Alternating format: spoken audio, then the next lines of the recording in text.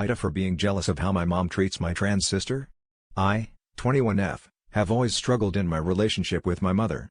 She has anger issues which can often increase when drinking.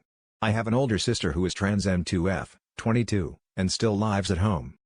For some context, I came out to my mother as bisexual when I was 16. This was before my sister had come out, and unfortunately my mom was not very supportive, i.e. responded with, "But don't you want to have a family someday?" This past summer, I came out again as lesbian, in which she responded, "Why do you have to put a label on it?" All I really wanted from that was acceptance. I'm constantly searching for approval from my mother, and I feel like I'm always coming up short. When my sister came out as trans, 3 or 4 years ago, my mother was so supportive and to this day will bend over backwards for her. I hate to admit it, but it made me a little bit jealous. I love my sister and understand that she needed more support than I did, so I was grateful that she had it from my mom. However, I don't understand why she couldn't have had the same reaction for both of us.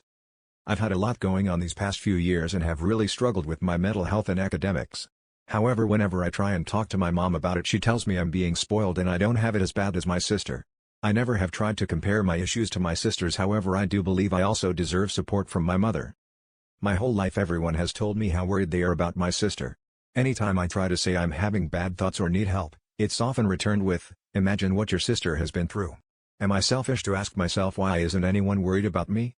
Is there a way I can ask for help without coming off as selfish or like I'm trying to get attention?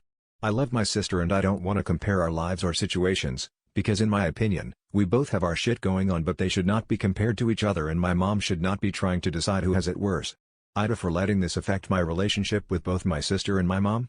AITA for being jealous of how my mom treats my sister.